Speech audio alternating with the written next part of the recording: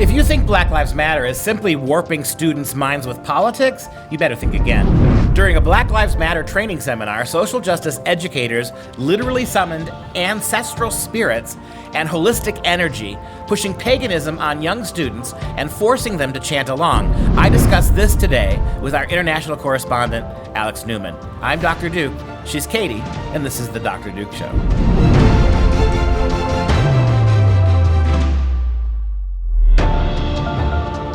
Hello, everyone, and welcome to the Dr. Duke Show, the only program that keeps you educated on the craziness impacting K-12 classrooms and college campuses around the world. Today, we're going to give Katie a break for a few minutes from the Healthy Republic and instead start with our international correspondent, Alex Newman, to discuss a recent Black Lives Matter seminar that had educators summoning up spirits to help push a pagan Marxist agenda. Well, I tell you, Mom and Dad, it's not the things that you know, it's the things that you don't know that are going to kill you. You figure your kid gets certain things from the teacher, they interact with other kids. What you don't realize is how many outside speakers with radical agendas are going to address your kid this semester. You'll never know about it. It's never going to be announced. Your kid's going to be pulled out of class one day, put into the auditorium, while for 45 minutes they're hearing from Planned Parenthood, all kinds of people, including what's happening now, where you've got Black Lives Matter's educators summoning religious paganism in front of kids, Alex. It's hard to even explain it. Tell us what happened. One of the co-founders of the Black Lives Matter movement, Patrisse Cullors, the one who famously went on television and said she was a trained Marxist, along with the other BLM co-founder, Alicia Garza. So the audio was leaked of her having a conversation with the head of BLM Los Angeles, who also is a professor of African Studies at Cal State University in Los Angeles. And they were talking about how they summon spiritual entities and they offer sacrifices to them. One of them is called Waukesha. And so they're interacting with these spiritual beings. Patrisse Cullors on the tape can actually be heard talking about how, you guys think it's just about hashtags. These aren't just hashtags. We're literally, she said, resurrecting spirits. And so I published this article.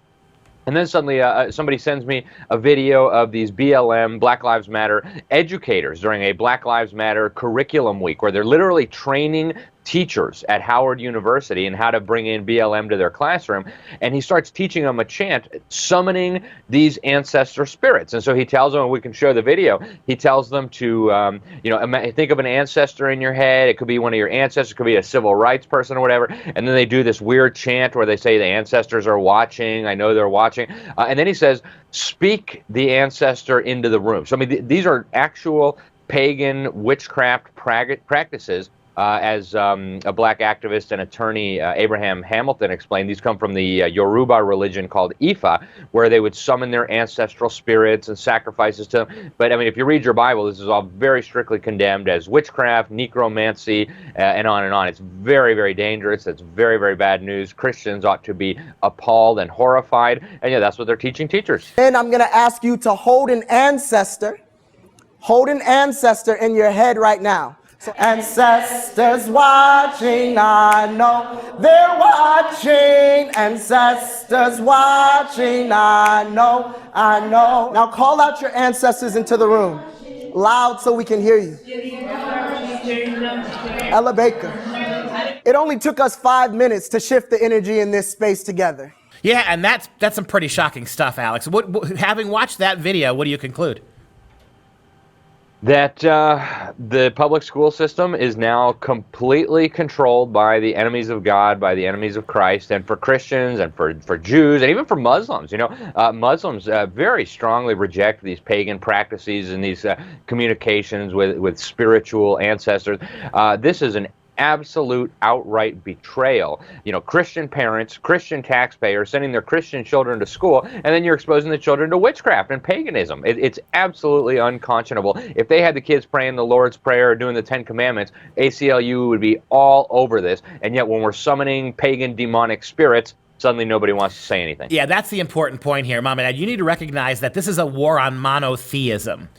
Paganism is not considered a religion anymore. It's considered part of the cult of Earth goddess Gaia. It's environmental, right? You and I know that's BS. This is paganism full bore. This is the worship of material forces as if they were living things, to the deification of nature as if it were a sentient god. This really is a warfare against monotheism. And to that sense, Islam and Judaism are on your side when you look at what we're staring at.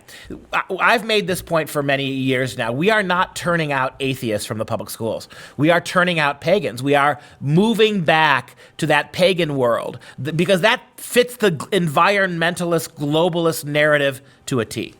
It's exactly right, Duke. And, we've talked many times on this show. We've written at the Newman Report over and over again. They're doing Hinduism, right? They got the kids doing yoga. They're doing Buddhism and mindfulness exercise. They're everything you can think of except Christianity is not only allowed, it's encouraged. And that's the state of the school system today. On the other side of the break, we're going to pick this up again and continue the discussion, Alex.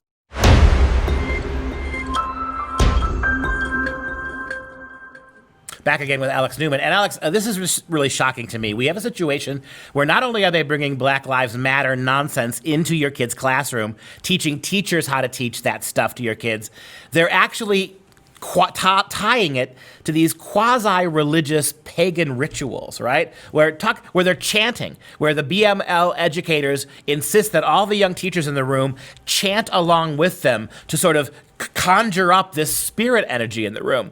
And as you said before the break, if you tried to do any of this stuff from a monotheistic perspective, if you were in any way, shape, or form even basically teaching the tenets of Christianity without requiring kids to participate, the ACLU would be outraged by this. It would never be allowed to happen. It seems like now that Black Lives Matter is considered to be an unquestionable way of teaching our kids, it can be as religious as it wants. It can be as sexual as it wants. It can be as LGBTQ as it wants. No one dare challenge Black Lives Matter. They apparently have carte blanche to violate every educational ethos in this country.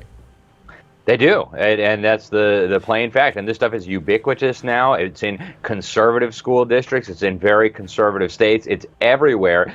And, we've been saying this for a long time. This is a spiritual thing that's going on here. And Patrisse Cullors makes that very clear. Professor Melina Abdullah, the other one summoning the spirits, the BLM chapter leader in Los Angeles. And yet they are being given access to children. Imagine if Catholic priests were being invited into the classroom to teach the children the tenets of Catholicism. Imagine if Lutheran ministers were being invited into the classroom to teach the children how to do, hymns and Christian prayers and things like that. There would be absolute pandemonium from the radical left. And yet this paganism, and it goes so much deeper than this, Duke. We've talked about it before. The World Core Curriculum by the United Nations. I think this is a really excellent example. So the UNESCO, the UN's education agency, they actually have a World Core Curriculum. The guy who wrote it, the Assistant Secretary General of the UN, said it should be taught in every classroom in the world. And in the teacher's manual for this World Core Curriculum, the guy who wrote it, Assistant Secretary General Robert Mueller, said it was based on the teachings of Alice Bailey and the Tibetan teacher Jewel Kuhl. Well, Alice Bailey was deep into the occult. In fact, she was the founder of the Lucifer Publishing Company. She claimed to be communicating with these ascended masters, these spiritual entities, the chief of whom was this Tibetan teacher Jewel Kuhl, not even a human being, right? It's an ascended master that Alice Bailey was talking to.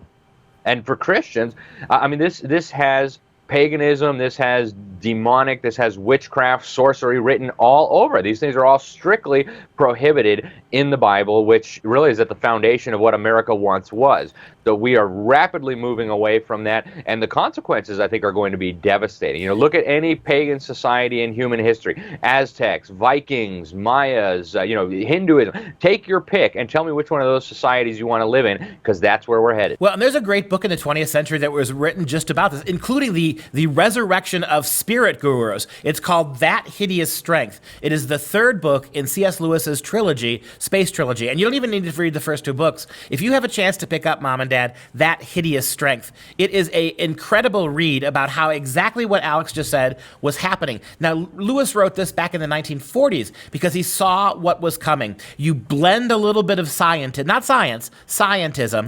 and use religious tropes to remove kids away from true religion and towards this kind of new paganism, Lewis predicted exactly what was going to happen. If you get a chance to read that book, I radically encourage you to do it. It's called That Hideous Strength. And ultimately, what Lewis revealed is that these struggles are demonic struggles. You use the word pandemonium, Alex, and that's a great word. It means in Greek, all demons. It is the place of all demons. It is hell. The word was coined by the great English poet John Milton in his Paradise Lost. Pandemonium is what they're trying to push on these kids. Parents, beware, be careful, protect your kids. This is madness. It's got to stop. It has to stop. And before we go, Alex, I want to introduce the audience to our new show. You and I are going to do a show together where we're going to take 3 audience questions every week on any topic at all. It could be politics, it could be science fiction, sports, it could be popular culture, and we'll give you really good answers, and we'll go back and forth. The show is called The Brain Trust. Do you have a question for Dr. Duke and Alex? Simply email us at askduke@fpeusa.org. That's askduke@fpeusa.org. And Alex and I will be together in studio. We will answer your questions. And that third question, of the 3 questions that our producer puts together, we won't know what the third question is. We're going to go into that blind, so we'll have to respond on the stop. So join us for the Brain Trust coming up soon. Send us your questions now. Alex, thanks for your time today.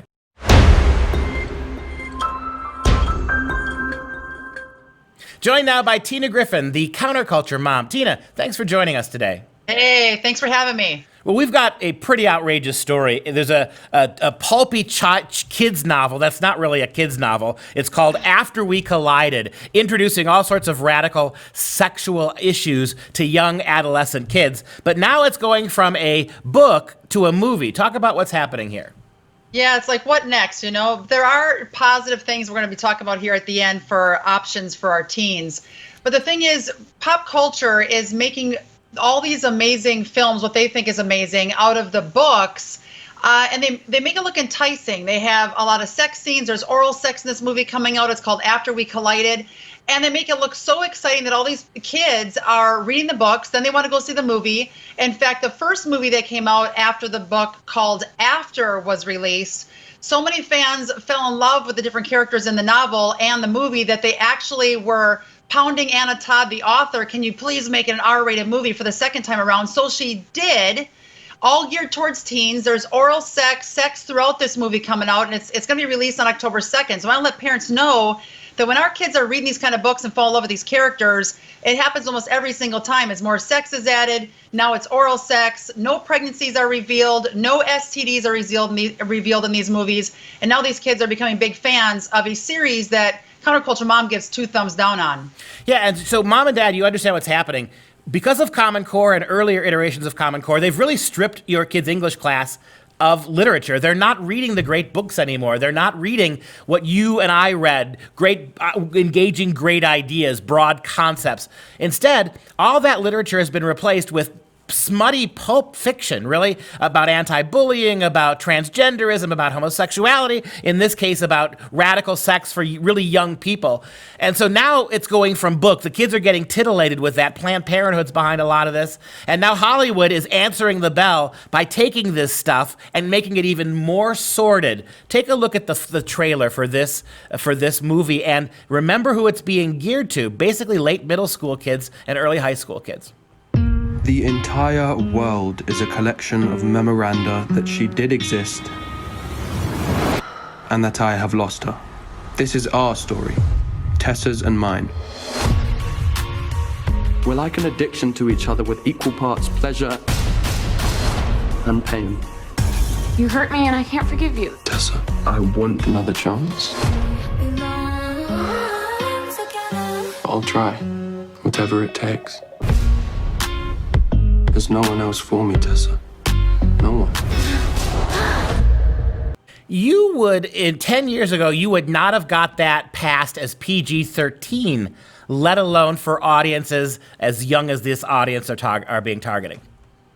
That's exactly it. And the scary thing is it comes out in 1 month again, October 2nd, it causes a battle between the parents that want their kids to watch educational, uplifting, God-honoring entertainment The battle is then with the parent wanting what's best for the kid for the most part, at least the crowd that we're talking to at Counterculture Mom Ministry, to the kids being pressured or it's trendy and all their friends are reading this book series. And what happens is Anna Todd becomes the parent for the child and not the actual parent. And Anna's actual words were, the more vulgar language and vulgar scenes, the better. We have links to that from our Counterculture Mom app to get the review to see for yourself that these authors are in it for selling the books, selling this message, and in response, it's battle against author, filmmaker, and the parent. And school. It's also the school that underrides where they first encountered these books. And on top of that, when you look at the books, the trailer for the movie we saw, did you notice how every other human contact was separated away from these two? These are really young people. There was not a mother, not a dad, not a brother, not a sister, not a teacher, not a priest, nobody. It was all about their little burgeoning sexual life, the exploration, that last scene in the shower there. Really remarkably graphic. It's just shocking what they're doing here, and how Hollywood now is what starts in your public schools, what's been written by Planned Parenthood and organizations like Planned Parenthood to get this kind of sexual education into your little middle school kids' classrooms. Now on the other end, it's coming out Hollywood. They're hooking these kids from the time they're about 9, 10 years old right through adolescence. That's exactly what's going on. And Planned Parenthood and Hollywood, they've been in bed together for years, decades. And the problem is these kids, I tell when these young women, when I've been traveling for the last 20 years speaking, Planned Parenthood sees you as your body as income for them. If they can teach you how to throw a condom on a banana or how to do oral sex relays and condom relays in classrooms around this country, and then tell you what's trendy are these movies like After We Collide, they know not just are they going to make bank at the box office, they're going to make bank when girls are walking in to get a $16,000 abortion. Meanwhile, we have the VMA Awards, right? This glorification, MTE morphed into this celebration, right? The Video Music Awards, which now were as raunchy as they've ever been. You've had all the usual stars there, Lady Gaga doing her grinding nonsense, but now they aired it primarily, one of the primary ways they aired it was through Nickelodeon. You know, Nick at Night, you know, the little tweeners, the little 6, 7, 8, 10-year-olds now can watch this stuff. It's being marketed right alongside SpongeBob SquarePants, right, on Nickelodeon. Which was bad enough. I was doing a mission trip over to Japan 20 years ago, and I watched my first episode of SpongeBob. I'm like, I'll give it 5 minutes. It was when I was first speaking on these topics, analyzing pop culture, and there was a character that was dancing around a strip club pole with nylons on, like just stripper attire. And that's on Nickelodeon. They've had a problem now for going on 2 decades. So parents, we cannot rely on what we think is a kid's channel because so many false labels are put on these different organizations, these different platforms. In fact, Planned Parenthood has nothing to do with planning for you to be a parent. It's the exact opposite. So we have to look at the deception even in the names of these platforms, of these TV shows, and of what they're pumping out. Parents have to give their kids positive examples. That's what it comes down to. Be engaged in what your kids are actually ingesting. Planned Parenthood, planning to get pregnant so you can plan to use us to terminate the pregnancy. How can people find out your information? Absolutely. They can definitely download the Counterculture Mom app. And at the very top in the menu, you definitely want to get for $3 a month our premium section. It is phenomenal. We have 18 writers on the team. We're constantly pumping out notifications on your phone so you know what's safe for your kids. Tina Griffin, Counterculture Mom, thanks for the report.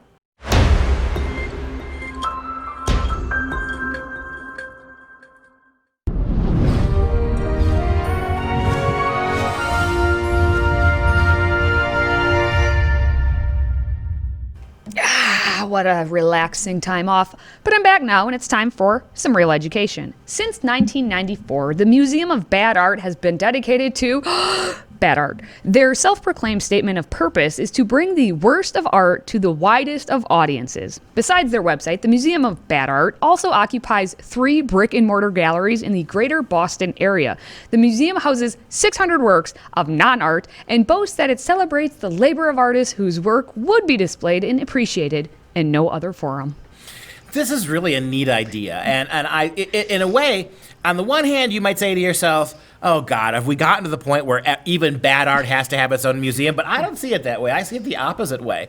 This is kind of tongue-in-cheek mocking this art, right? The idea that sometimes there is art so bad it needs to be preserved, not because every snowflake artist is the same, not because everybody who puts paintbrush to canvas deserves to have their images viewed, because of the absurdity of the whole thing. I give you a Dr. Duke anecdote here. I once taught with a fella. He's a young guy, about 35 years old. He literally described himself as a communist. When I went and picked him up from the airport for his job interview, he literally said to me that he was a communist. He tells his students that he's a communist. And so we were sitting in a faculty meeting one day, and they wanted to figure out how we're gonna activities that we could do for the end of the year to honor our graduating seniors. We have a little get together, and all of a sudden somebody said, why don't we do a bad poetry slam, where you have students try to write the worst possible, have faculty try to write the worst possible poems. And at that point, the communists chimed in and said, well, not the worst, just not the least good, right? He kept insisting that you're not allowed to use the word bad with anybody's poetry, that the professors were consciously trying to write a crappy poem, but as he pointed out, we can't demean poetry that way. They're not bad poems. This is the kind of stuff that gets literature completely deconstructed into nothing. Take a look at some of these pictures here, though. On the left, you have Rembrandt's The Jewish Bride. We actually covered this on the Dr. Duke Show a week and a half ago. And then take a look at somebody's attempt to paint the same thing. It's actually called To Cop a Feel, I believe is what it's called, right? Something like that. If you go to the museum, you can go online to the Museum of Bad Art. You can scan through.